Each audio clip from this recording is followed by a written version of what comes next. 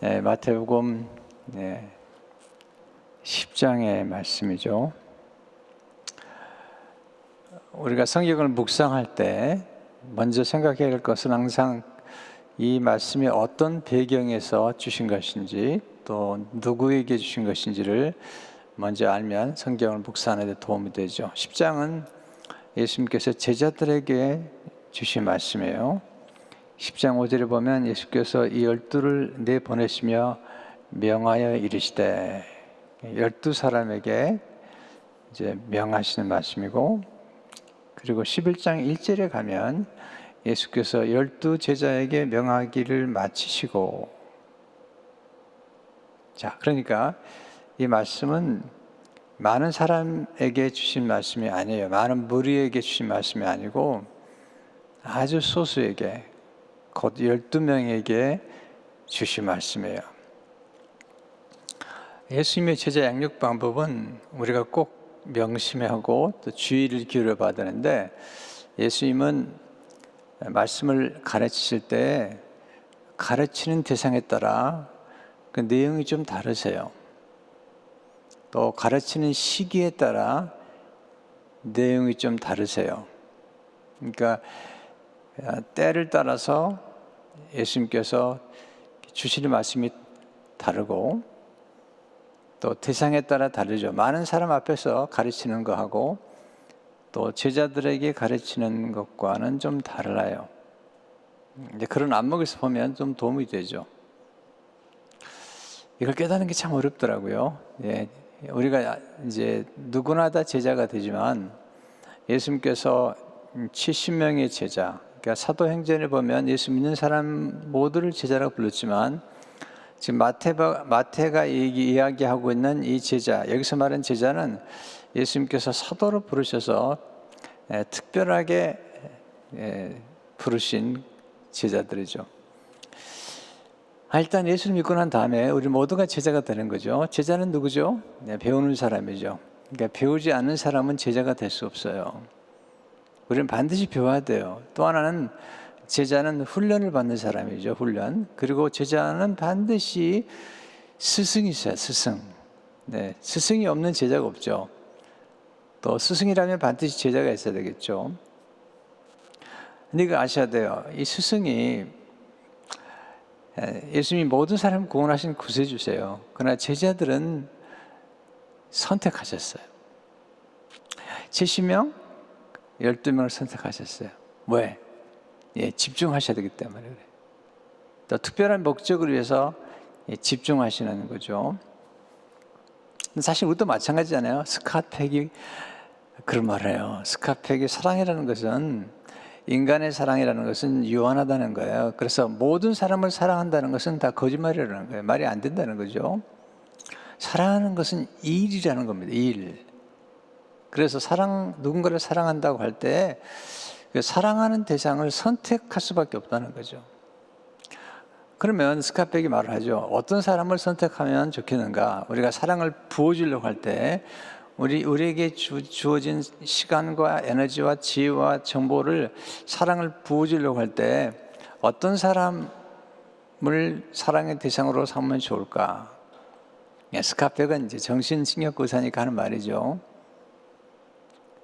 그 사람은 스스로가 자기를 확대하고 자기를 성장하려고 하는 그런 갈망을 가진 사람을 선택하는 게 좋다. 아무나 선택하지 말고, 왜 우리는 유한한데 우리 사랑을 쏟아부어줄 대상을 선택할 때 어떤 사람이 좋겠는가? 오늘 또 찬송할 때 나오잖아요. 아무 친구나 사귀지 말라고 그러잖아요. 우리가 모든 사람을 존중해야 되지만 우리가 가까이서 사귀는 사람이나 또 사랑해야 될 대상, 우린 지금 사랑이라는 단어가 너무너무 타락해 버렸죠. 근데 정말 사랑한다는 게 뭘까요? 진짜 사랑한다는 것은 굉장한 일이에요. 굉장한 에너지를 쏟아야 돼요. 그래서 많은 사람을 사랑할 수 없어요. 그렇다면 우리가 사랑하는 대상을 선택할 때 어떤 사람을 선택할 것인가? 예수님이 제자들을 아무나 선택했나요? 아무나 선택하지 않았습니다. 예수님 관찰하셨고, 그들이 배우기를 열망하는 사람, 네, 예수님의 초청에 모든 것을 다 버리고 따라올 수 있는 사람, 훈련받기를 열망하는 사람, 네, 이런 사람을 선택하셨죠. 곧 성장하기를 원하는 사람. 스카펙은 사랑이란 무엇인가? 사랑은 자기를 확대하는 일이라는 거예요. 진정한 사랑은 자기를 확대한다는 거죠. 곧 자기를 개발하는 것이고 자기를 변화시키는 거죠. 그렇다면 우리가 누군가를 사랑하려고 할 때, 제자를 삼으려고 할 때 그 제자를 삼는 사람이 스스로가 성장하기를 갈망하는지, 그리고 그러니까 우리가 사랑을 베풀 때 사랑이라는 것은 변화가 일어나는 거잖아요. 그러니까 예수님 제자를 선택할 때 아무나 선택한 게 아니잖아요. 이 오해가 있어 사람들이 하나님 사랑이신데 어떤 사람을 제자로 선택하는가? 네, 사랑하시죠. 모든 사람을 오해하시면 안 돼요. 성경을 성경대로 봐야 돼요. 예수님은 네, 많은 사람 사랑하시고 많은 병을 고치셨어요. 또 심지어는 제자들 가운데 500여 명의 사람들에게 부활하시 나타나시지만 기도하라고 모인 사람들은 120명밖에 안 돼요. 그렇기 때문에 이제 예수님께서 제자를 선택할 때 소수에게 집중했다는 거죠. 특별히 예수님 생애 마지막에는 아주 소수에게 집중해서 가르치는데 중요한 것은 배우는 자세죠. 어느 제자도를 가르칠 때 이 말씀은 굉장히 비밀스러운 메시지예요. 네. 왜? 제자가 치러야 될 대가에 대해서 말씀하고 있기 때문이에요. 그래서 항상 정보는 이게 정보가 단계가 있어요. 예수님이 제자들에게도 말씀 주실 때도 처음부터 십자가 얘기를 안 하시거든요. 예수님이 십자가를 오늘 이제 여기 10장에서 십자가 얘기를 하시지만 예수님 자신의 십자가 얘기는 16장에 나와요. 3년 동안 예수님께서 제자들에게 예수님 자신의 십자가를 한 번도 얘기를 하지 않으신 거예요. 네, 그리고 이제 제자들이 예수님이 누군가를 비로소 알 때, 예수님이 하나님이시오 하나님의 아들이라고 고백할 때, 그때 비로소 예수님이 십자가를 지고 죽고 부활할 것을 말씀하시죠. 그러니까 우리가 말할 때도 네, 우리가 가진 정보를 나누는 대상들이 있는 거잖아요. 그 대상에 네, 누구에게 어떤 사람에게 말할 것인가에 대해서 내용이 다 다를 수 있다는 것입니다. 자, 오늘 본문은 굉장히 어려운 본문이에요. 또 역설적인 본문이죠. 네, 예수님께서 잘하지 않는 표현을 쓰시는 거죠. 역설이라는 뭐죠? 역설이라는 것은 모순이 되는데 진리라는 거죠. 약할 때 강하다. 이건 모순이잖아요. 네, 약한데 강하대요. 모순이죠. 죽으면 산대요. 주면은 풍성히 받게 된대요. 비우면 채워진대요. 이게 다 역설이죠. 성경은 역설로 가득 차 있을 뿐만 아니라 하나님이 그렇게 패러독스를 즐기시는 분 같아요. 여기서 제자의 길은 쉬운 길이 절대 아니라는 사실을 먼저 주지시키는 거예요. 근데 주님이 거기서 끝나는 게 아니죠. 쉬운 길은 아니지만 정말 보람 있는 길이다. 쉬운 길은 아니지만 이건 정말로 엄청난 상을 받는 길이다. 그 얘기를 하고 계시는 거예요. 자, 첫째로 오늘 본문에 보시면 예수님은 화평을 주시기 전에 검을 주신다는 거예요. 화평을 주시기 전에 검을 주시는 거예요. 34절 35절을 보게 되면 내가 세상에 화평을 주러 온 줄로 생각하지 말라. 화평이 아니요 검을 주러 왔노라. 내가 온 것은 사람이 그 아버지와 딸이 어머니와 며느리가 시어머니와 불화하게 하려 함이니. 예수님은 분명히 평강의 왕으로 오셨죠. Prince of Peace. 예수님은 십자가에서 화평을 이루셨어요. 예수님은 정말 평강의 왕이실 뿐만 아니라 평강을 주러 오셨죠. 그런데 오늘 제자들에게 하신 말씀이 뭐죠? 지금 화평을 주러 온 것이 아니라 검을 주러 오셨다는 거예요. 제자들에게 하신 말씀이에요. 이 말은 뭐냐면 화평이 이루기까지 화평이 이루어지려면 반드시 치러야 될 전쟁이 있다는 거예요. 이 과정을 말하고 있는 거예요. 이게 탁월한 스승들은 언제나 이 과정을 얘기해 주는 거예요. 결과는 화평이에요. 예수님이 모든 인류를 화평케 하시고 하나 되게 하시고 화목하게 하셔서 오셨죠. 그러나 그 과정에서 반드시 치러야 될 전쟁이 있다는 거예요. 미움을 받고 거절을 당하고 가족들에게 오해를 받고 원수가 된다는 거예요. 35절 내가 온 곳은 사람이 그 아버지와 딸의 어머니와 며느리가 시어머니와 불화하게 하려면이라. 예수 믿으면 이런 일이 생기죠. 지금도 이슬람 지역이나 가서 또는 유대교에서 만약에 기독교를 개종한다고 할 때 그건 원수가 되는 겁니다. 저도 예수 믿고 이제 고등학교 2학년 때 목회자가 되겠다고 그러니까 아버지가 너무 싫어하시는 거예요. 왜냐하면 아버님 신앙이 없으셨거든요, 그 당시에. 아버지가 원수가 되는 거죠. 네, 친척들이 다 싫어하는 거예요. 내가 하나님의 부르심을 받았다는데 너무 좋아해야 될 거 아니에요. 어머니는 좋아하시는데 아버지는 너무 싫어하시는 거예요.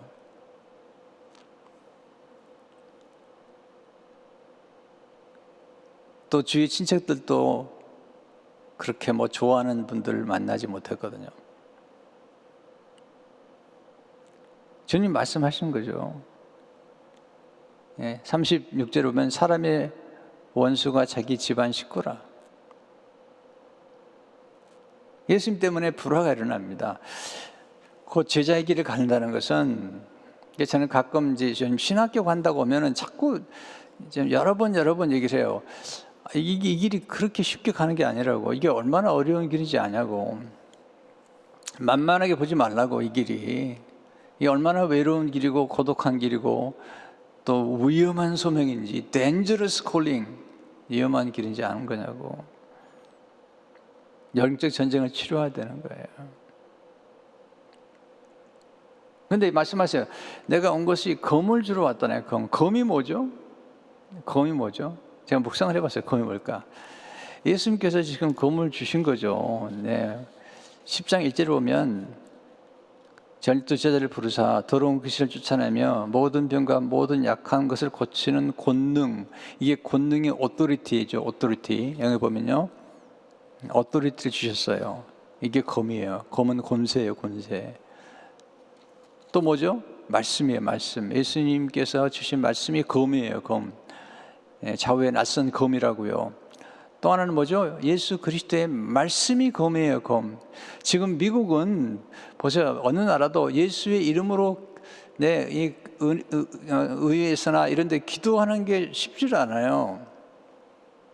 요즘 예수 이름으로 기도 못하게 해요. 또 성탄절에도 예수란 이름이 들어가지 못하게 해요. 왜? 세상이 아는 거예요. 왜 못하게 할까요? 예수 이름의 권세가 검처럼 날카로운 거예요. 왜 예수 이름 얘기를 못하게 할까요? 사람들이. 왜 기도할 때 예수 이름 쓰지 못하게 할까요? 생각해 보셨어요? 우리는 요즘 생각해 봐야 돼요. 논리를 생각해 봐야 돼요. 왜 세상 사람들이, 왜 사람들이 예수의 이름을 못하게 할까? 그것은 예수 이름의 권세가 있기 때문에, 예수 이름의 능력이 있기 때문에 그래요. 예수 이름으로 구원받기 때문에 그래요. 예수 이름으로 귀신이 떠나기 때문에, 예수 이름으로 놀라운 역사가 일어나는 거예요. 그래서 예수 이름이 검인 거예요. 사도행전 3장을 읽어보세요. 집에 가셔서. 아니, 집에 갈 필요도 없죠. 여러분 집에 계시니까 그냥 집에서 읽어보세요. 보면 예수 이름으로 한 번도 걷지 못한 사람이 일어나잖아요. 그랬더니 그 당시에 관원들이 예수의 이름으로 말하는 것을 금하는 거죠. 예수 이름을 두려워하는 거예요. 사람들은요. 그래서 어떻게 하든지 예수의 이름을 말하지 못하게 만드는 거죠. 여러분 생각해 보셨어요? 왜 그럴까? 그 이유는 뭐냐면 예수의 이름이 곧 그만한 능력과 권세를 가지고 있는 거예요. 하나님의 이름이에요. 하나님 이름. 예수 이름으로 귀신이 떠나가고 병이 낫고 예수 이름으로 구원을 받고 하나님의 자녀가 되는 이 놀라운 비밀을 알기 때문에 사탄이 이 예수 이름을 못 쓰게 하는 거죠. 영적 전쟁을 하는 거거든요. 예수 이름 때문에 미움을 받는 거예요. 예수 이름 때문에 감옥에 가는 거예요. 예수 이름 때문에 핍박을 받고 학대를 받는 거거든요. 이 제자들이 얘기하는 거죠. 내가 너에게 검을 줬다. 진짜 주긴 줬는데 이 검이 진짜 좋은 검이라는 거예요. 근데 이 검을 쓰는 과정에서 불화가 나타나기도 하고 핍박을 받기도 하고, 그러나 이 검이 놀라운 검인 거죠. 예수 이름의 권세를 받은 거죠. 예수님의 이름을 받은 거예요. 예수 그리스도의 말씀을 받은 거예요. 복음의 말씀이, 하나님 말씀 살아있고 운동력이 있어 좌우에 낯선 예리한 검 같다는 거죠. 그래서 요한계시록 보면 예수님의 입에서 검이 나와요. 검이, 말씀의 검이 나오거든요. 이 세상 사람들이 지금요 하나님 말씀에 귀를 기울려고 하지 않아요. 이 말씀은 사람들을 살리고 치료하는 검인데 세상에 여러 유튜브들이요 다 그 빠지게 만드는 거예요. 이게 사탄이 쓰는 방법이에요. 사탄이 쓰는 방법이에요. 우리가 영적 전쟁 속에 있다는 걸 알아야 돼요. 생각해 보세요. 예수 이름을 부르는 자마다 구원을 받는 거예요. 네. 예수 이름을 부르면 하나님의 자녀가 되는 거예요. 그걸 못하게 하는 거죠, 전쟁에서. 두 번째, 예수님은 사랑하는데 우선순위를 두라는 거예요. 제자의 우선순위가 뭐냐면 예수님을 먼저 사랑하래요. 네, 먼저 사랑하래요. 37절을 보시면 아버지나 어머니를 나보다 더 사랑하는 자는 내게 합당하지 아니하고 아들이나 딸을 나보다 더 사랑하는 자도 내게 합당하지 아니하며. 다른 성경은 미워라라고 그랬는데 사실 미워한다는 말보다는 이게 우선순위이게 나를 더 사랑하는 자, 예수님을 먼저 사랑하라는 거예요. 성경은 분명히 가요. 제자의 길을 가는 사람들은, 제자의 길을 가는 사람들은 예수님을 먼저 사랑하고, 이 말은 부모를 공경하지 말라는 얘기 아니에요. 그러나 부르심 때문에 부모를 떠나야 돼요. 이번에도 우리 김지원 선교사님 아버님이 하나님의 부름 받았는데 생각해 보니까 아버지 입장에서 봤을 때는 기가 막혔을 것 같아요. 아들 하나 딸 하나인데 그 아들이 선교사로 간 거죠. 예루살렘으로, 팔레스타인 땅으로 간 거죠. 이명 목사님 어머니가 아들이 둘인데 둘 다 선교사로 간 거죠. 생각하면 눈물겨운 일이죠. 지금이야 이제 이명 목사님이 어머니 가까이 있어서 얼바인에 가끔 다녀오시지만, 선교제 나갔을 때 또 다른 아들도 또 선교사로 나갔잖아요. 지금 일본에 선교 나가 있잖아요. 예수님도 3년 동안에 가족을 떠나 있잖아요. 예수님이 어머니를 사랑하지 않은 게 아니에요. 동생들을 사랑하지 않은 게 아니에요. 그러나 어떤 시기에 어떤 부르심의 때는 사실은 우선순위를 둬야 돼요. 먼저 사랑하라는 거죠. 먼저 사랑하면 나머지 따라온다는 거예요. 마태복음 6장 3절에 보면 그런즉 너희는 먼저 그의 나라와 그의 의를 구하라. 그럼 이 모든 것을 너에게 더하시리라. 제가 목회자가 되고 나니까 친척들이 그 다음쯤 다 이해를 했어요. 왜? 저 사람 목사야. 다 이해를 하시더라고요. 나중에는요. 왜냐하면 알아요. 친척도 저 사람은 목사야. 네. 다 이해가 되고 어머니도 이해가 되고 다 이해가 되는 거죠. 그 길을 가야 되니까. 결혼하고도요. 제가 집회를 여러 군데 많이 나간 편이에요. 제 아내가 혼자 있어야 되는 거죠. 아이들 키우면서. 꽤 자주 나간 편이거든요. 사실 많이 안 나간 것 같아도 1년에 2번 한국에 나가고, 그리고 여러 지역에 집회를 나가는데, 그러면 아내는 집에 있는 거죠. 애들도 집에 있는 거죠. 그게 목회자의 길이고, 그리고 걸어가다의 길이에요. 이거저거 따지면 안 돼요. 지금 예수님이 말씀하신 거예요. 너희는 군사라는 거예요. 군사라는 거죠. 군사로 다니는 사람은 모집하는 자를 즐겁게 만들어야 되는데 예수 그리스도의 군사가 됐다는 거예요. 그러니까 이게 레벨이 다른 거죠. 그냥 보통 사람들은 예수 믿고 구원받으면 되지만 지금 여기 12명 그리고 예수님이 특별히 선택한 제자들의 경우는 군대와 같다는 거예요. 군대. 그럴 수 있냐는 거예요. 제가 우리 교회 목회자들 오면 인터뷰를 하죠. 인터뷰하는데 다야 그렇게 물어보지 않았지만 가끔 물어보는 게 있어요. 이렇게 물어보죠. 새벽 2시에 내가 불러도 나올 수 있겠냐? 새벽 2시에, 새벽 1시에 불러 나올 수 있겠냐? 물론 다 나온다고 그러죠. 네, 그때는. 그러지만 또 스토리가 달라질 수 있죠. 목회는요, 24시간 일하는 거예요. 24시간 깨어있는 거예요. 또 놀라고 못 먹으면 24시간 다 노는 거예요. 누가 간섭을 해요? 특별히 담임 목사가 되면 누가 간섭을 하겠습니까? 생각해 보면요, 그냥 아침부터 저녁까지 일하는 거예요. 물론 쉬기도 하지만 이 부르심이라는 게 어떤 부르심인데요? 왜 선교 사람들이 선교지에 나가서 그 고생을 하겠어요? 네, 선교지 나간 선교 사람들 딴 얘기 하지 말라고요.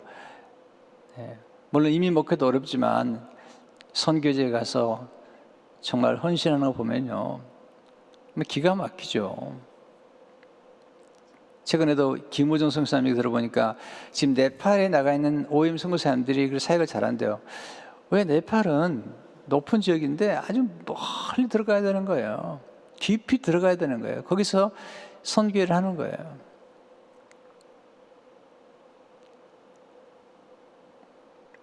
이번에도 저희 친척 한 가족이 직장생활 다 그만두고 선교지로 가요. 아버지는 너무 힘들어해요. 왜 힘들어하냐면 결혼해가지고 지금 10년도 안 됐나? 근데 아이가 없었어요. 근데 이 부부가 늘 선교에 관심이 많아가지고 출장 가면 말레이시아나 무슬림 지역을 출장을 가는 거예요. 계속 한 10년 정도. 출장 가서 이슬람 문화권들을 자주 만났던 거예요. 접촉하면서 자꾸 가슴이 부르트하는 거예요. 부부가 다. 그러다가 기도한 거죠. 하나님, 아이를 주시면 네, 선교지로 직접 나가겠습니다. 근데 아이를 주셨어요. 한 1년 조금 지났어요. 1년 아니야? 8개월 됐다나? 네. 그리고 약속을 지키는 거예요. 직장 다 그만두고 두 사람 다. 그러니까 아버지와 어머니와 모든 친척들이 다 싫어하는 거예요. 예수 안 믿는 거 아니에요. 예수 믿는데도 네. 저한테 연락을 했어요. 제가 너무 영광스러운 일이다.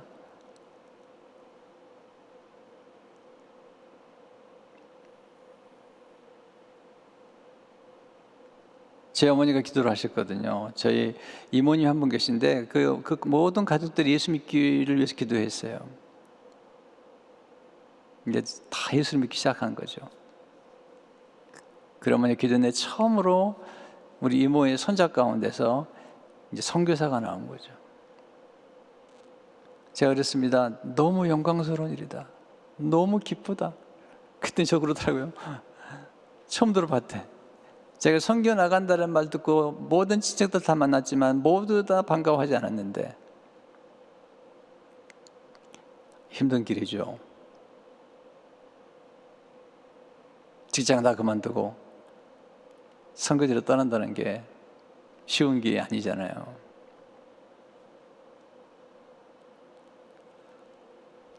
여기에 부모보다도 더 주님을 먼저 사랑할 수밖에 없는 이 사랑.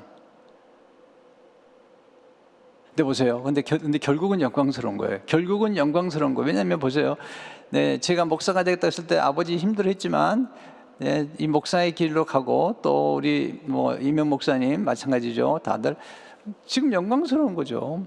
네, 목사님도 영국으로 가는 영국이 아니라 중국이 가는 중국 가서 선교하시고 그리고 돌아왔잖아요. 결국은 영광스러운 거예요.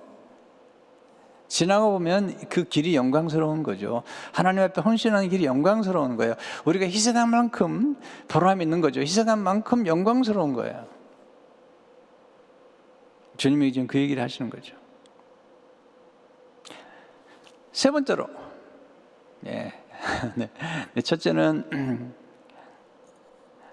예수님께서 화평을 주시기 전에 검을 주시고, 둘째는 예수님의 사랑하는데 우선순위를 두라는 거예요. 먼저 사랑하면 나머지 따라오는 거죠. 네, 제 친척들이 제가 목사가 되고 이렇게 활동을 하니까 그 다음부터는 다 너무 좋아하시더라고요. 너무너무 좋아하시더라고요. 그리고 예수도 믿고, 네, 감사한 일이죠. 세 번째로 예수님은 제자를 그리스도의 군사로 불렀다는 거예요. 군사로. 38절과 39절을 보세요. 또 자기 십자가를 지고 나를 따르지 않는 자도 내게 합당하지 아니하니라. 자기 목숨을 얻는 자는 잃을 것이요 나를 위하여 자기 목숨을 잃는 자는 얻으리라. 이게 역설이죠. 이게 우리를 부르신 거죠.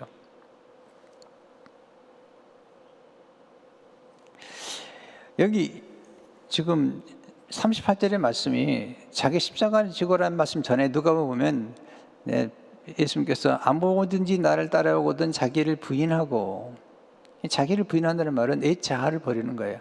뿐만 아니라 자기를 부인한다는 것은 자기를 멸시하거나 자기를 학대한다는 뜻이 아니에요. 내 자아를 내려놓는 거예요. 여기 말씀한 것처럼 목숨을 잃는다는 것은 내 자아, 거짓 자아, 이기적인 자아를 버리는 거예요. 그리고 새로운 자아, 예수 그리스도로 말미암은 새롭게 진정하게 태어난 자아를 의미하는 거죠. 십자가를 지는 게 뭐죠? 어떤 분은 목사님 이제 시어머니가 십자가입니다. 또는 어떤 시어머니는 나한테 목사님 며느리가 십자가입니다. 네, 그런 뜻이 아니에요. 예수님의 십자가는 하나님의 뜻을 이루는 거예요. 우리 각 사람에게 주어진 부르심이 있어요. 그 부르심을 이루는 것이 십자가예요. 우리 각 사람에게 주어진 그 길을 가야 돼요. 그 길을 갈 때 가장 아름답고 가장 영광스러운 거죠. 그 길을 가라는 거죠. 그리고 예수님을 쫓아오라는 거예요. 예수님을 쫓아가면 거기에 생명을 얻는 그 길을 얘기하는 거죠. 네, 자기 부인은 거짓된 자, 세상이 만들어 놓은 어떤 틀, 네, 그걸 다 벗어버리라는 거죠. 이기적인 자, 충동적인 자, 네, 쓸데없는 일에 분노하고 흥분하는 자, 이거 다 벗어버리라는 거죠. 최근에 지금 100세가 넘으셨죠? 김영석 교수님 참 대단하세요. 네, 100세가 넘으셔서 지금도 강연 다니시는데요. 물어보더라고요. 인터뷰한 분이. 강연을 하는데 1시간 했다나 2시간 했다니까 서서 하셨나 그랬더니 30분은 서서 한대요. 그리고 앉은대요. 건강의 비결이 뭐냐고. 수영을 하신대요. 수영. 어느 때 수영을 하셨는데 건강하다고 그러더라고요. 제가 김영숙 교수님 좋아하는데요. 김영숙 교수님이 강연한 걸 보고 제 아내가 그런 얘기 하더라고요. 치아를 보니까 지금도 김영숙 교수님이 본래 치아 같다는 거예요. 왜냐하면 크라운을 씌웠으면 반듯할 텐데 이 반듯하지가 않다는 거예요. 이야, 건강 참 대단한 거죠. 어젯밤에 집에 가서 잠들기 전에 약간 책을 봤는데, 최근에 나온 책인데요. 이 구강 안에 이 치염 같은 게 생기면 진짜 위험하다는 거예요. 그래서 양치를 잘해야 된다는 거예요. 이 치주, 치염, 여기서부터 모든 병이 온다는 거예요. 모든 병이 입에서부터 생긴다는 거예요. 그래서 양치 잘할 뿐만 아니라, 네, 정말 관리를 잘해주지 않으면은 이 치아하고 입염 그 사이에 그 구멍이 생기는데 거기에 염증이 생겨가지고 그 염증이 우리 몸에 들어가가지고 수많은 병을 일으킨다는 거예요. 그래서 입을 깨끗이 닦아줘야 한다는 거예요. 일리가 있어요. 왜냐면요, 모든 병이 입에서 나오는 것처럼 모든 문제가 말에서 나오는 거거든요. 우리 혀에서 나오는 거예요. 죽고 사는 것이 혀에 달려있다는 거죠. 그 책 읽다 보니까 정말 양치 잘해야 되겠다. 네. 어떤 분이 글을 보내왔더라고요. 밤에 잠자고 아침에 일어나면 입에가 나쁜 세균들이 많대요. 그러니까 아침에 일어나면 먼저 양치를 잘 하라는 거예요. 깨끗하게 한 다음에 물을 마시라는 거예요. 그럼 몸이 아주 좋다는 얘기죠. 일리가 있는 것 같아요. 근데 김영숙 교수님이 물어봐요. 네, 선이 뭐고 악이 뭡니까? 그분 철학자시잖아요. 그렇게 철학적인 얘기를 하는 거예요. 악은 뭐냐면 이기적이라는 거예요. 자기밖에 모르는 것, 그건 악이라는 거죠. 선은 무엇인가? 남을 배려하고, 네, 공동체를 생각하는 것, 이게 선이라는 거죠. 예수님께서 자기를 부인하고 제 십자가를 지고 나를 따르는 말씀은 이제 그거 벗어버리라는 거죠. 이기적인 자기를 벗어버리고, 물론 인간이 이기질 수밖에 없지만, 네, 그렇지만 주님을 따르고 주님이 원하신 길을 걸어가라는 거죠. 이게 역설이에요, 역설. 성경은 역설로 가득 차 있어요. 네, 요한복음 12장 25절이니까 자기 생명을 사랑하는 자는 잃어버릴 것이요, 이 세상에서 자기의 생명을 미워하는 자는 영생하도록 보존하리라. 주님을 위해서 목숨을 내놓으면 자유로울 수 있잖아요. 제가 이제 이 말씀 묵상하다가 갑자기 그냥 자유가 확 임하더라고요. 그렇지, 내가 내 목숨을 지킨다고 지켜지나? 네, 저는 목사니까 설교하는 것 때문에 신경이 되게 쓰여요. 네, 수없이 설교를 했지만 늘 신경이 쓰여요.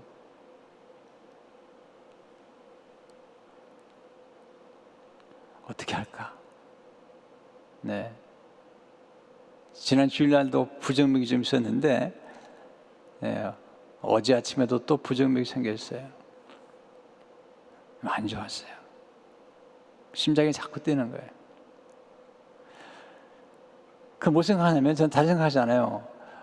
금요일 날 말씀 전해야 되는데, 그것도 한 시간 이상 전해야 되는데, 그리고 또 토요일 날 새벽에 말씀 증가해야 되는데, 이거 계속 뛰면 어떻게 하지? 근데 이 말씀 묵상하다가 그냥 갑자기 평화가 임하더라고요. 네, 내가 내 목숨을 지키고 뭐 이게 한다고 되는 것도 아니고, 두 손을 확 폈더니 마음이 편해지더라고요.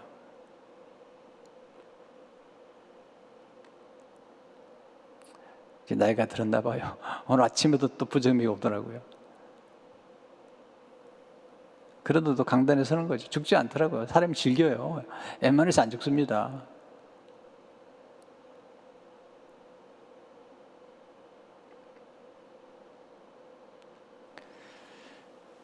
사도 바울이 디모데에게 얘기하죠. 디모데 2장 3절 4절에 보면, 너희는 그리스도 예수의 좋은 병사로 나와 함께 고난을 받으라.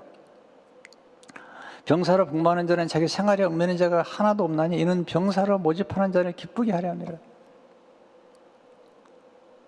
보세요. 군인들은 그냥 명령이 떨어지면 그냥 가는 거예요. 이라크로 가고 다 가는 거죠. 목사도 마찬가지잖아요. 가끔 목사만 너무 희생하는 것처럼 이렇게 젊은 목사님들이 얘기하는데, 자꾸 물어봐야지 않는데, 목사님 가정은 어떻게 하세요? 뭐 가정을 잘 돌봐야 되지 않습니까? 물론 돌봐야죠. 가정이 중요하니까 돌봐야 되지만, 아니 그럼 어떻게 다 목회합니까? 때로는 어느 기간 정도는요 희생할 때도 있고, 제가 목회할 때요 한참 열심히 목회할 때요, 지금도 열심히 하지만 그때는 뭐 더 열심히 했던 것 같아요. 네, 잘 모르고 열심히 했고, 지금은 지혜롭게 열심히 하고 너무 열심히 하는 거예요. 왜냐하면 우리는 그냥 쉬는 날이 없는 거예요. 월요일 날 무슨 일 있으면 자꾸 건수 만들어가지고 교사들하고 같이 나가고, 그러니까 우리 애들이 그러더라, 한 번은요. 우리는 언제가 할러데이네요. 언제가 할러데이가 없는 거예요. 할러데이가 쉬는 날이 없는 거예요. 왜냐하면 아이들이 쉬는 날이면 또 누구 불러가지고 같이 교제하고 또 야외에 나가고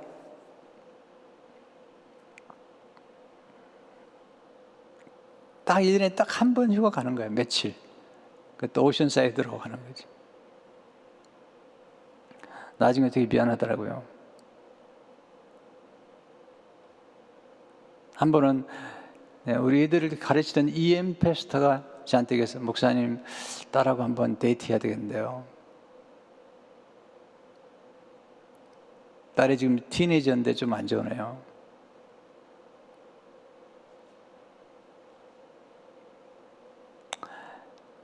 아빠한테 해준 게, 아빠가 해준 게 없다. 없다.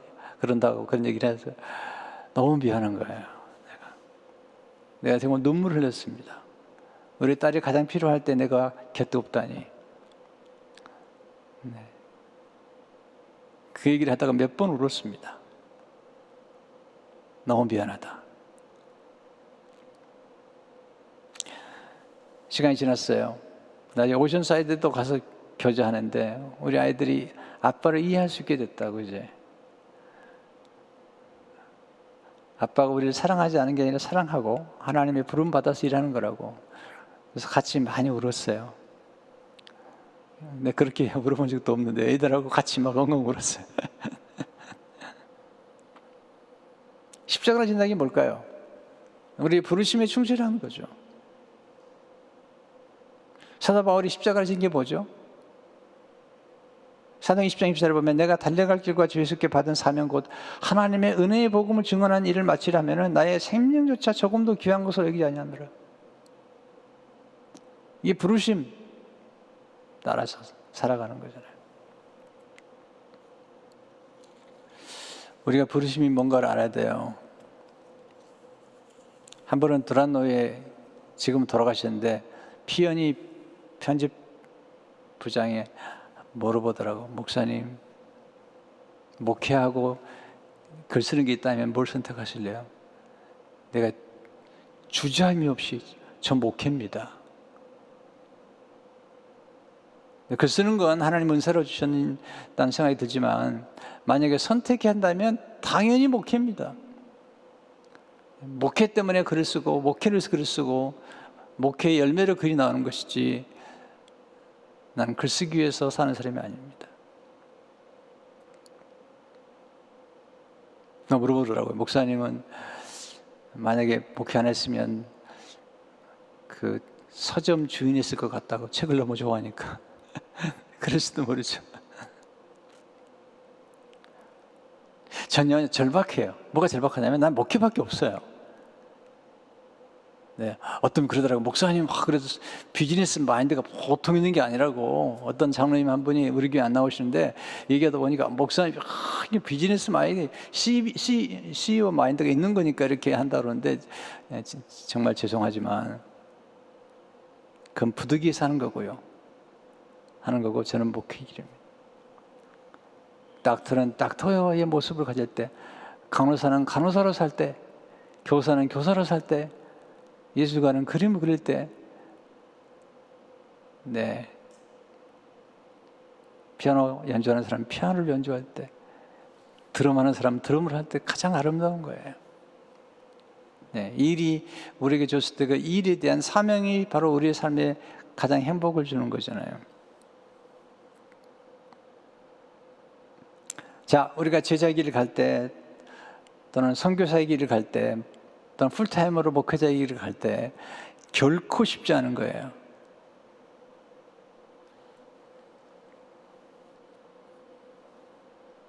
분명히 예수님이 말씀하세요. 마태복음 10장 본문에서 말씀하세요. 보라, 내가 너희를 보냄이 양으로 이리 가운데로 보낸 것 같도다.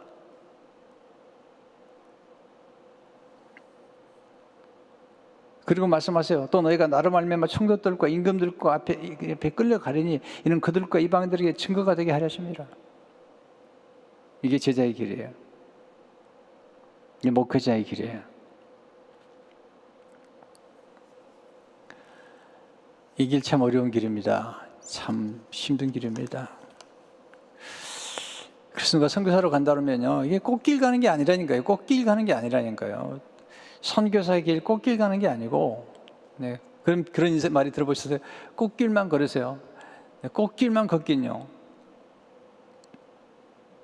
제가 어제 그저께인가요? 글 읽다 보니까 이렇게 나오더라고요. 역경을 겪어보지 않은 사람처럼 불행한 사람 없다는 거예요. 역경을 겪어보지 않은 사람처럼 불행한 사람은 없다는 거예요. 진짜 불행한 거죠. 인생을 모르는 거니까.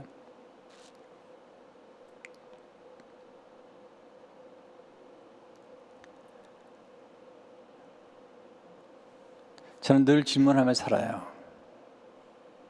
목회자의 길은 어려운 길인데, 이런 질문을 했어요. 이게 어려운 길입니까? 어려움도 많이 겪었어요.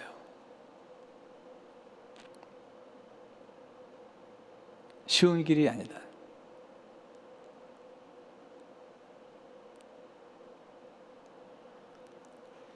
물론 목회자도 인간이니까 참 연약한 부분이 많아요. 그렇지만 가는 길이 참 쉬운 길이 아니다는 생각을 많이 하게 되죠. 물론 우리 모두가 이제는 제자로 부름받았어요. 제자로. 그러니까 말씀드린 한 분 한 분들이 우리가 그리스도의 길을 따라간다는 것 자체가 결코 꽃길만 걷는 게 아니다는 거죠. 이 길은 하나님이 기뻐하시는 그 길을 걷기 위해서 걸어가는 거거든요. 오해하지 마세요. 제가 가정을 안 돌본 건 아니니까요. 또 두 딸 최선을 다해서 제가 양육하려고 노력했어요. 그렇게 자랑할 만한 건 못되지만 하나님 은혜로 잘 커준 건 감사한 일이고요. 그러나 아이들 진짜 클 때 할머니가 돌봤고 제 아내가 다 키웠어요. 저는 시간이 없었어요. 왜냐하면 목회하는 게 너무 힘든 거예요. 설교 준비하고 책 읽어야 되겠죠. 하루에 6시간씩 공부하고 교회 일하고 이미 목회 얼마나 어려워요. 제 아내가 그러는 거예요. 애들 자기한테 맡기라는 거예요.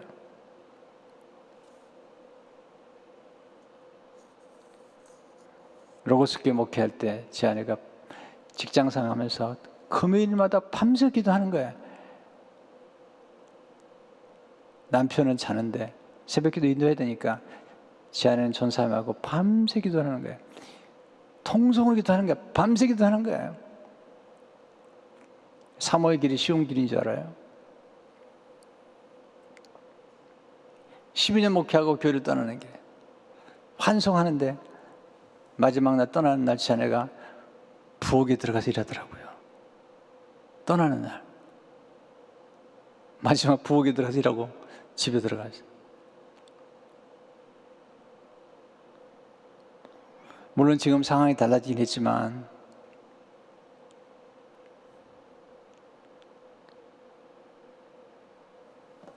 애들 진짜 스테이크 한 번 제대로 못 사줬어요. 한때 미워가지고 2001년도 한 20년 지났나? 새로운 교회를 부임할 그 무렵에 산타모니카에 있는 글래드스톤이라는 식당에 갔어요.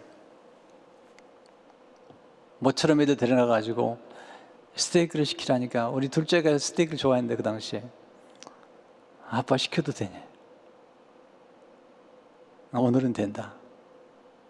다 옛날 얘기하는 겁니다. 82년에 결혼해가지고 1년인가 2년 지난 다음에 애들을 맡겨놓고 큰아이 둘째에 맡겨놓고 산타모니카에 글래드스톤을 갔어요. 그냥 멋있게 보여가지고 결혼식 기념으로 갔어요. 들어갔는데 메뉴를 보니까 도저히 감당을 못하겠어요. 둘이 남았어요. 다 같이 코리아타운에 가서 코리아타운에 가서 한국 음식 먹고 들어갔어요.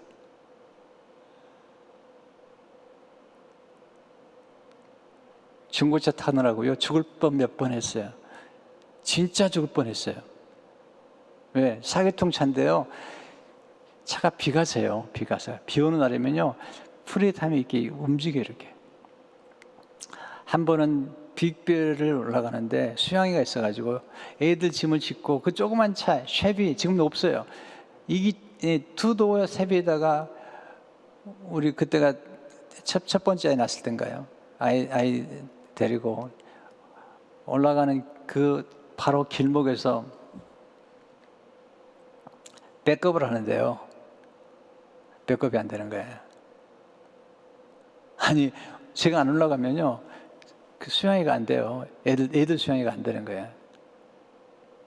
교육부 담당 목회자니까요. 백업이 안 되는 거예요. 예. 이 트랜스미션하고 연결된 파트가 떨어져 나가 버린 것 같아요. 근데 그때 연휴기 때문에 거라지도 열지 않은 상태죠. 근데 백업은 안 되는데 앞으로는 가는 거예요, 이렇게 차가. 앞으로는 가고 백업은 안 되는 거예요. 가는 거예요. 목숨을 걸고 가는 거예요. 그 높은 길을 올라가는 거죠. 근데 다행히도 올라갔는데, 예, 집사님 한 분이 차를 좀 마셔가지고 들어가 보니까 그 안에 걸린 게 끊어져 버린 거예요. 그래서 철사로 이렇게 연결시켜가지고 내려왔어요. 뭐 진짜로 11년 동안 중고차를 탔는데요. 요즘 뭐 목사님들 그런 얘기 하면은 뭐 호랑이 담배 피던 시절 얘기한다고 그러겠죠. 80년도에.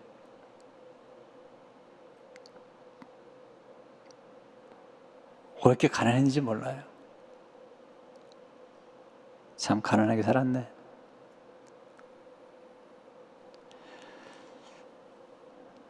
지금은 참 네, 환경적으로도 참 은혜를 많이 받았는데,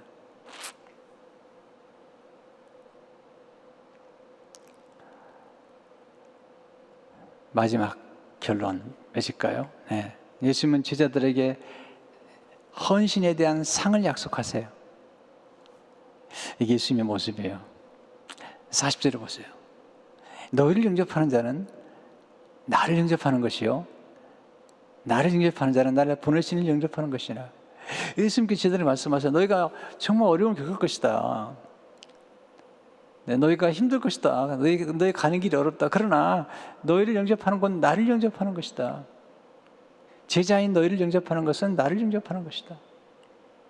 이게 얼마나 영광스러운 일이에요. 41절에 보시면 선지자 이름으로 선지자를 영접하는 자는 선지자 상을 받을 것이요, 의인의 이름으로 의인을 영접하는 자는 의인의 상을 받을 것이요. 42절에 또 누구든지 자기 제자 이름으로 이 작은 자 중 하나에게 냉수 한 그릇이라도 주는 자는 내가 진실로 너에게 이르노니 그 사람이 결단코 상을 잃지 아니하리라 하시니라.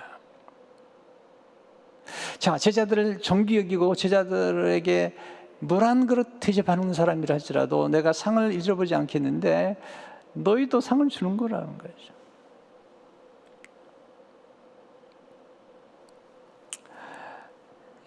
예수님이 제자들과 동일시하잖아요. 자, 보세요. 이게 이제 이 역설인데요.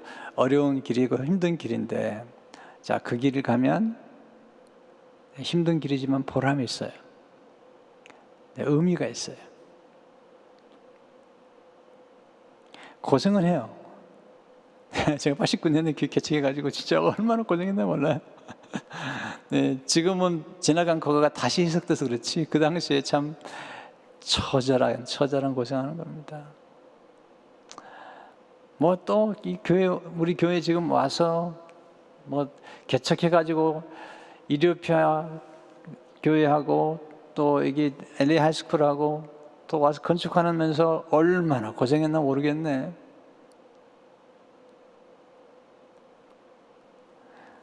장로님 찾아오면 가슴이 덜컥거리는 거예요. 돈이 필요하다고. 나한테 돈을 맡겨놓으셨나? 돈 필요하다고. 그것도 1, 2만 불도 아니에요. 부르면 100만 불, 300만 불 이렇게 말씀하시는 거예요. 물론 장로님들이 수고를 많이 하셨죠.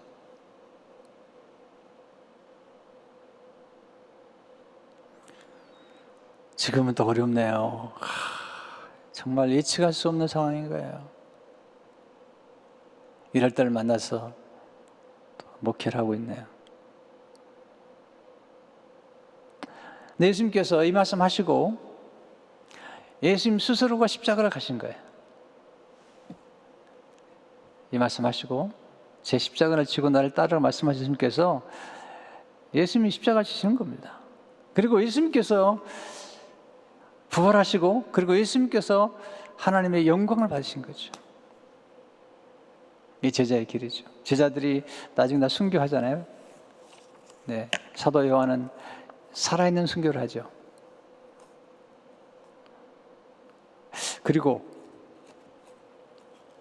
정말 영광스럽죠. 베드로, 바울. 네, 베드로 얼마나 놀라워요. 바울 얼마나 놀라워요. 네, 또 야고보, 뭐 이름, 뭐 야고보, 베드로, 뭐 다 이름 짓잖아요. 네. 가룟 유다 빼놓고는 다 짓잖아요. 영광스럽게 된 거죠. 이 세상에서 고생한 모든 것들 비교할 수 없을 만큼. 성도 여러분, 여러분도 제자의 길을 가야 돼요. 군사로 성장하셔야 돼요. 언제까지 후안 카를로스 오르티즈가 그런 얘기 하잖아요. 언제까지 교회는 그냥 그 신생아로 가득 찼다는 거예요. 자꾸 젖바라 젖 물려달라고 그러고 기저귀 갈아달라고 그러고 이것저것 다 해달라고 그러고 그게 교회냐는 거예요. 교회는 그리스도의 군사로 제자를 키워야 된다는 거예요. 제자를 키워놓으면 성숙하잖아요. 성숙하면은 참 웬만한 일들은 다 해결해내잖아요.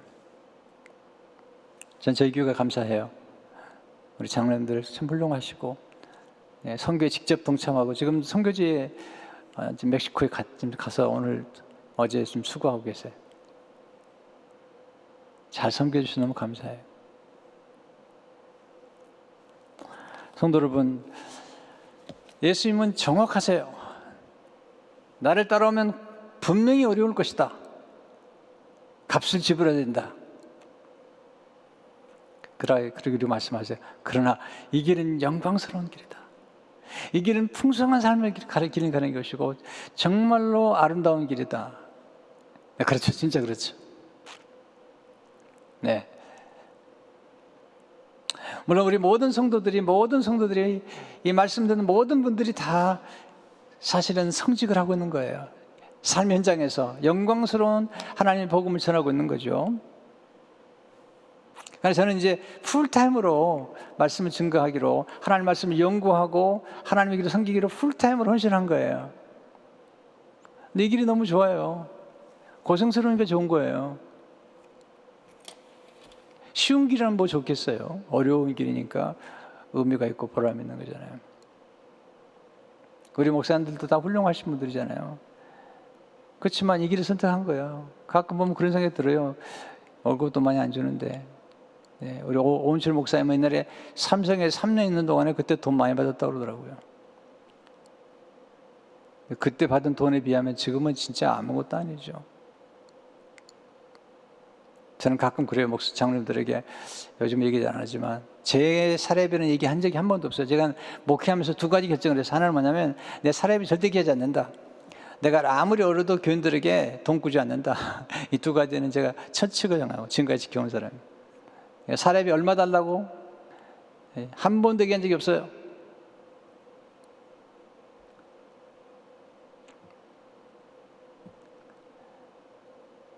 근데 우리 부목사님들은 사례에 신경을 제가 자꾸 쓰고 싶은데 이런 생각이 들어요. 그래도 공립학교 교사 정도는 돼야 될 텐데 최소한도 공립학교 교사 정도는 사례해 줘야 되는 거 아닌가 이런 생각이 좀 들어요. 가끔은. 구약의 제사장의 기능적으로 미안합니다. 우리가 모두가 제사장이지만 기능적으로 역할하는 사람들이 목회자들이 기능적으로 오해하지 마세요. 기능적으로 다 제사장인데 기능적으로 일하는 분들이죠. 그러면 구약의 성도들은 다 11조 내가지고 제사장들 다 먹여 살렸잖아요. 네, 성교들 다 먹여 살렸잖아요. 자녀까지도. 네, 지금도 마찬가지죠. 기능적으로 그렇게 해야죠. 그래 열심히 일하고 헌신도 하고 네. 동시에 또 가끔 상도 좀 주시고 노렌 커닝햄이 YM에서 헌신했잖아요. 근데 그분 책에 보면 그런 게 나와요. 네. 그 책에 보면요, 그분이 이제 은퇴가 다 지났어요. 하나님 오늘 말씀 주셨어요. 잠언을 말씀하셨는데 의인은 자자손손 유업을 남긴다는 말씀 주셨어요. 그런데 그 YM의 제자들이 많잖아요. 제자들이 그 로렌 커닝햄 모르게 전부 돈을 모았어요. 그리고 집을 사고 차를 사더랬어요. 그분이 썼더라고요. 그 말씀을 받았대, 제가. 헌신했는데 여러 가지로 하나님 복을 주셨다는 얘기를 하더라고요. 네. 우리가 걸어가는 길, 주님 헌신하는 그 길은 반드시 하나님이 상을 약속하셨어요. 상을 우습게 보지 말라고요. 네. 달란트 보면 착하고 충성된 종아, 네. 잘하였도다. 내 주인의 즐거움에 참여할지어다. 그리고 네가 남긴 거 다 너 거다. 5달러 남겼는데 너 가져라. 이게 하나님 하시는 방법이에요. 성도 여러분, 우리가 걸어갈 길이 쉬운 길이 아니고요, 또 예수 이름으로 살아간다는 것도 쉬운 길이 아닙니다. 그러나 기억하세요. 하나님 나라에 가면 이렇게 말씀하셨어요. 내가 만약에 나를 부인하면 나도 널 부인할 것이요, 내가 나를 시인하면 하늘에 계신 아버지 앞에서 내가 너를 시인하리라. 이게 제자도의 길이에요. 이 어려운 세상이 됐어요. 그러나 낙심하지 마세요. 우리만 어려운 게 아닙니다. 옛날에 더 어려웠습니다. 예수 그리스도 이름으로 우리가 승리하는 모두가 되기를 바랍니다. 기도하겠습니다. 하나님 아버지, 감사합니다. 오늘 말씀으로 우리가 위로를 받게 하시고 어려움 중에 있고 고난 중에 있는 성도 한 분 한 분에게 하나님 놀라운 은혜가 있도록 축복해 주시기를 원하옵고 기도합니다. 주님, 우리 성도 한 분 한 분 가운데 예수 그리스도를 믿는 이 길 때문에 어려움도 겪고 힘들고 하는 분도 많습니다. 위로해 주시고 예수 믿는 것이 절대로 손해보는 것이 아니라 결국은 승리한다는 사실을 잊지 않게 하시고, 뿐만 아니라 이 말씀을 듣는 목회자들, 성사님들, 어렵고 힘든 길이지만 낙심하지 않게 도와주시옵시고, 작은 교회, 미자립 교회를 섬기는 많은 목사님들이 그 외롭고 고독한 길을 걸어갈 때 낙심하지 않도록 도와주시고, 바울처럼 주어진 사명의 길을 잘 걸어갈 수 있도록 축복해 주옵소서. 그리고 하나님께서 자녀들을 책임져 주시고 축복해 주시고 역사해 주옵소서.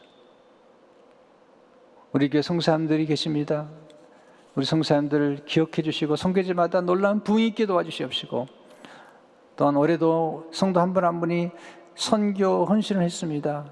선교비를 드리고 기도하는 마음으로 드리고 파송하고 헌신하고 있습니다. 기억해 주시고 그 손길마다 놀라운 축복으로 갚아주시기 원합니다. 또한 하나님이 세우신 주의 종들을 냉수 한 그릇 접대하기도 하고 음식을 접대하기도 하는 우리 성도들이 계십니다.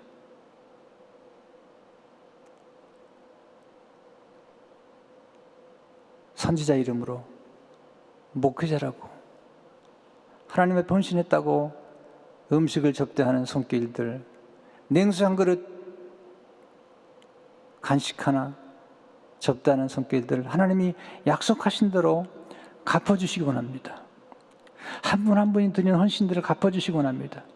목회자들, 성사님들 식사 한 번 대접하는 것, 물 한 병 갖다 주는 것, 빵 하나 갖다 주는 것, 하나님이 아시고 기억하시고 반드시 갚아주시기 원합니다. 약속하신 대로 상을 주시고 축복해 주옵소서. 오늘 또 뿐만 아니라 우리 주위에 있는 소외되고 연약한 한 분 한 분들, 그분들에게 우리가 냉수 한 그릇 그리고 마스크 하나 건넬 때에 하나님이 기억하시고 상을 주시고, 따뜻한 위트 하나 건넬 때에 하나님이 기억하시고 상을 주시기 원합니다. 오늘 주신 말씀이 약속의 말씀이 되게 하시고 우리 삶 속에서 나타난 풍성한 은혜가 있도록 역사해 주옵소서. 환우들이 있습니다. 특별히 우리 김은혜 집사님 어머니 김정자 권사님 수술 후에 회복 중에 있습니다. 건강을 지키시고 축복해 주시고, 또한 코비드 때문에 고통을 받는 목회자들 성도님들을 기억해 주시되 한 분 한 분에게 치료의 광선을 바라시고 회복시켜 주시기를 원합니다. 하나님, 신학생들 또 헌신된 선교의 길을 가는 한 분 한 분들, 그 길 외로운 길입니다. 아시지 않습니까? 기억해 주시고 위로해 주셔서 하나님께 영광이 되도록 축복해 주옵소서. 예수 이름으로 기도하옵나이다. 아멘. 하늘에 계신 우리 아버지여, 이름이 거룩히 여김을 받으시며 나라에 임하옵시며 뜻이 하늘에서 이루어진 것 같이 땅에서도 이루어지이다. 오늘날 우리에게 일용할 양식을 주옵시고 우리가 우리에게 죄 지은 자를 사준 것 같이 우리의 죄를 사해 주옵시고 우리를 시험에 들게 하지 마옵시고 다만 악에서 구하옵소서. 대개 나라와 권세와 영광이 아버지께 영원히 있사옵나이다. 아멘.